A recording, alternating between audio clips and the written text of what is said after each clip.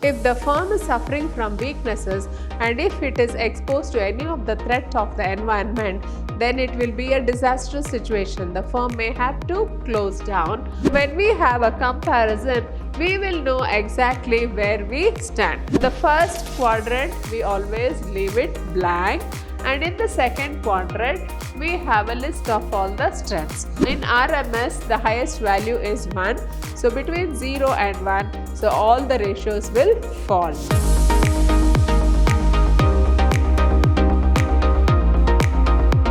Hello everyone, I am Purnima, faculty in the Department of Commerce and Management, Vidhyaashram First Grade College, Temple of Excellence, MYSURU. I welcome you all to this session. In this unit 2, we will be having a discussion on the next part of the topic, that is Tau's matrix. Now, in this Tau's matrix, let us see what this session for us. So, all firms must formulate appropriate strategies to win. A good offense strategy without a good defense strategy and vice versa most often leads to defeat. So, it is essential for a firm to have a defense strategy along with the offense strategy. If it doesn't have, then it is set to defeat itself.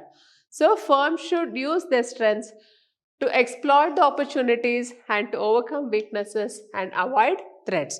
So, whatever the strength the firm has, it should make use of the strength to exploit the opportunities, and it should try to exploit all the threats are there, whatever the weaknesses are there. So, it should overcome the weaknesses to avoid the threats. So, it is disastrous for the firm to face threats posed by the environment if it is already suffering from its weaknesses. So, if the firm is suffering from weaknesses and if it is exposed to any of the threat of the environment, then it will be a disastrous situation. The firm may have to close down. So, however, a company can overcome its weaknesses if the environment provides opportunities to it. It is rather difficult but quite important to match key internal and external factors. So, whenever the environment gives an opportunity for growth, or whenever there is an opportunity for growth in the environment, the business should cash in on the environment, and it is quite important for the business to match the key internal and external factors. Then, the Tau's matrix helps us to match the internal and external factors. So, the Tau's matrix tool results in the development of 4 types of strategies. Now, what are the 4 types of strategies? The strengths, opportunities, strategy, then the weaknesses with the opportunity strategy, strengths with the threat strategy, and weaknesses with the threats strategy. So, that is SO, WO, ST, WT. So, you match the strength with the opportunities and also weaknesses with the opportunities. So, you also match the threat with the strategies, strengths, and then you also match the weaknesses with the threats. So, this is how you try to bring about this Tau's matrix. Then, companies would like to be in strengths or opportunities situation to exploit the opportunities provided by the external environment.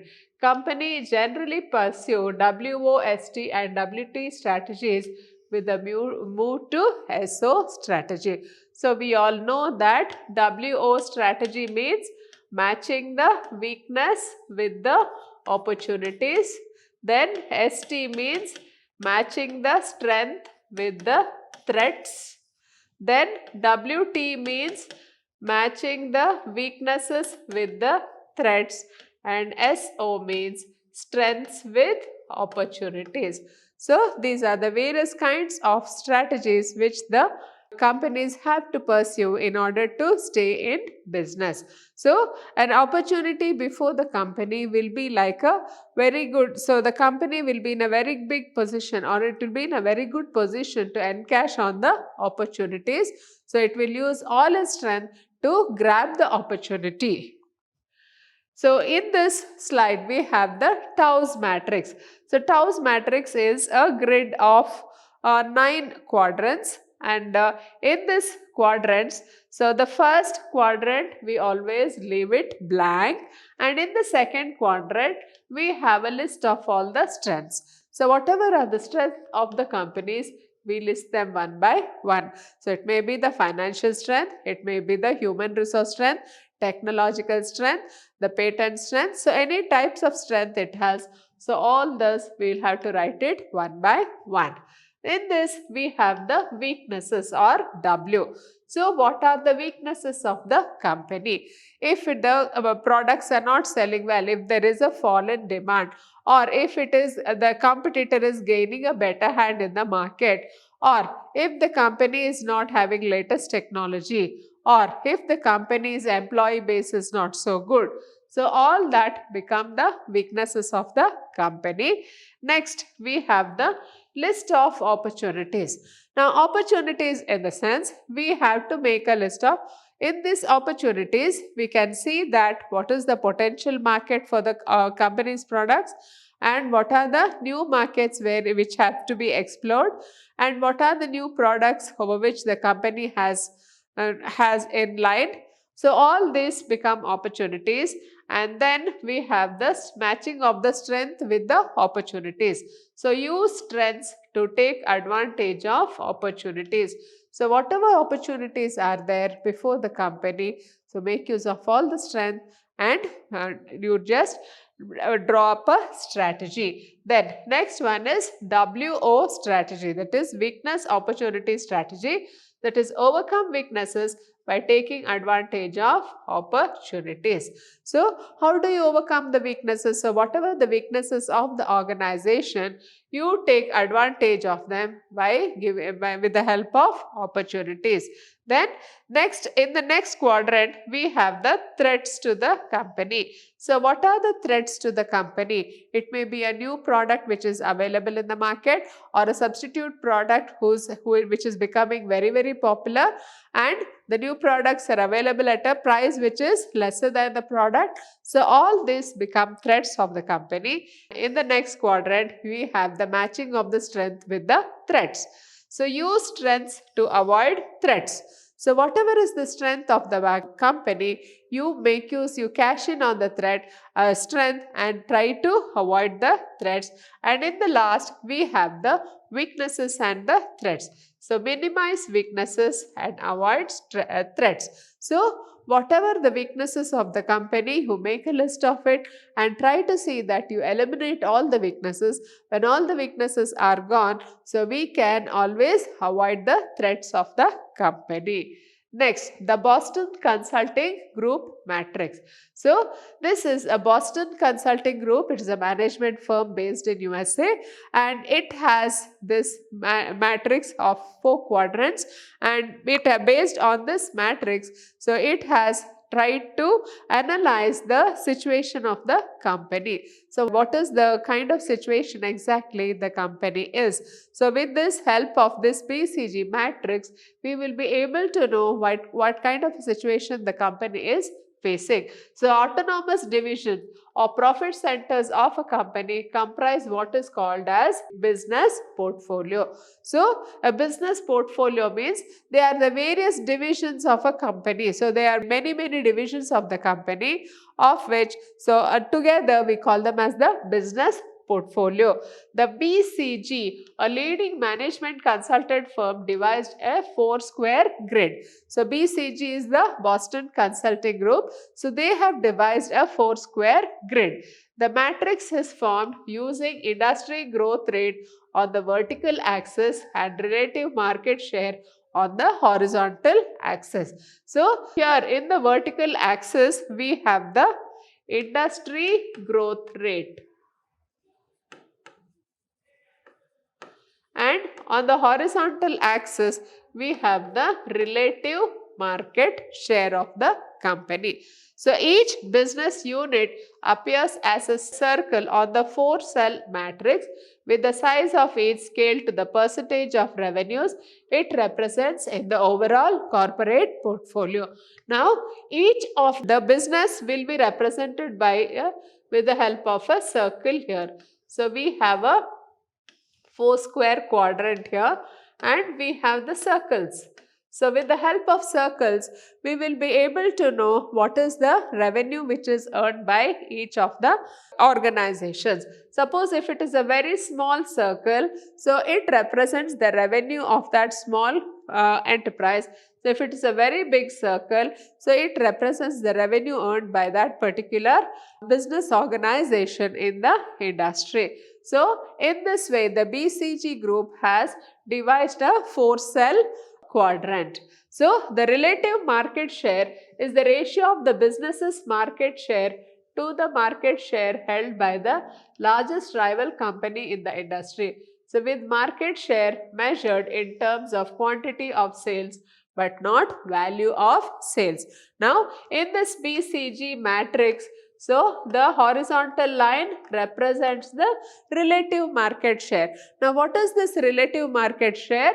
It is the ratio of the business's market share in a relation to the largest market share of rival companies. So you are having a comparison of the business's market share with the largest market share of the particular industry. So when we have a comparison, we will know exactly where we stand. Now, what basis we are having a relative market share? So it is based on the quantity of sales but not the value of sales. So what is the quantity of sales? So how many tons of the product has been sold, and what is the value of the sales? Value of sales represents the money in terms of money. What is the value of the sales which they have sold? So here we will be calculating the RMS based on the quantity of sales, not on the value of sales. And in this vertical line, we have the industrial growth rate. So what is the actual growth rate of the industry? Based on that, we plot the vertical axis. The only market share leader businesses in their respective industries will have relative market share values greater than 1. So in this, we should understand that only those businesses which have a relative market share of more than 1 and businesses of market share well less than that of 1 or more rivals will have ratio below 1. So those businesses with the lesser market share, so they will have a ratio of less than 1, whereas the others will have a ratio of 1 and more. So the border between high and low relative market share is at 1. So in RMS, the highest value is 1. So between 0 and 1, so all the ratios will fall. Then the elements of the BCG matrix. So this is the relative market share position. So we have 4 quadrants here. In the first quadrant, we have the stars. So if you can see here, the stars are denoted by high industry growth rate. So they have a very high growth rate and they have a very high revenue also. But in case of question marks or problem children, so they have a very high growth rate but they fall below. In case of market share, they are falling down. But then in case of cash cows, you can see that they have a very low growth rate, but then the market share is considerably above 1. But in case of dogs, so they have a very low industry growth rate and their relative market share, it is also falling below 1. So these dogs are there. Now these dogs, they don't give any revenue to the business, and as such these dogs, when we analyze the situation of these dogs, we should understand that there is a policy of shutting down the business or selling off the business. Now let us analyze each of these quadrants. Now let us see what this question mark or problem children has to say. The question mark or problem children. So the BCG labeled the business units falling in the upper right quadrant of the growth share as question marks. Now they called it as the question marks or the problem children. So why they called it so? The rapid growth makes such businesses attractive from an industry standpoint. So they have this rapid growth rate but then they are very attractive for the industry, but their low relative market share raises a question about whether they can compete successfully against larger and most cost efficient rivals. So these kind of businesses, where we call it as the question mark or the problem children, they have a very high growth rate, and it looks very attractive for the industry to go. They get attracted to get into such kind of a business with a high growth rate, but then their relatively low market share becomes very unattractive, because they cannot compete successfully with the cost effective rivals. Hence the BCG designated such business units as question marks or problem children. The next one is question mark businesses are also called as cash hogs, as the cash needs of such businesses are high.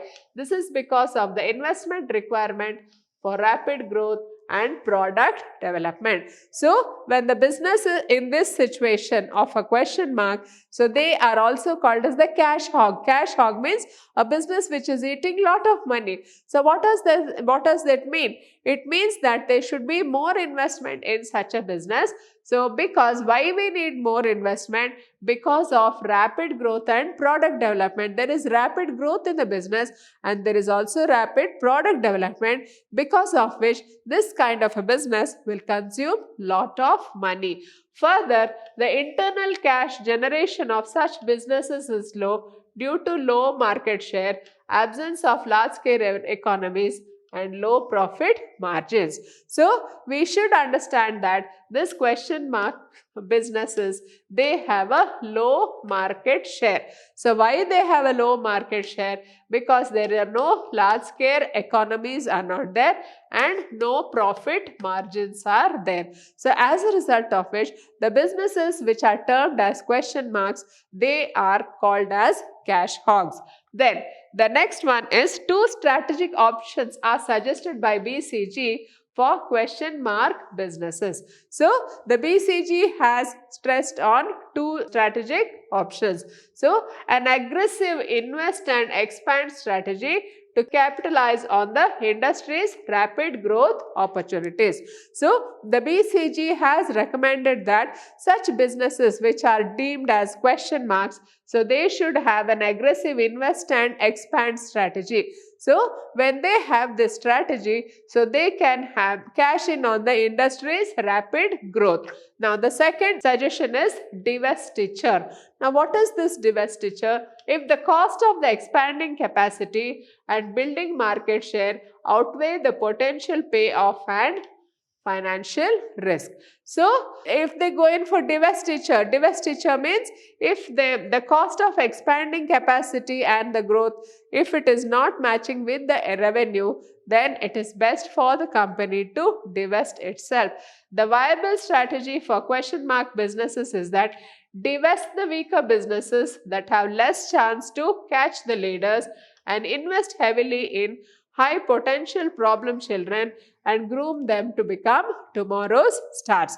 Now we have to see that what is the viable strategy for these question marks. So in this we have to divest the weaker businesses, that is you try to sell off the weaker businesses, whereas those businesses which have very good market share, you try to see that you invest heavily in them, so that these problem children can be groomed into stars. With this, we come to the end of this session. Hope you have followed. Thank you.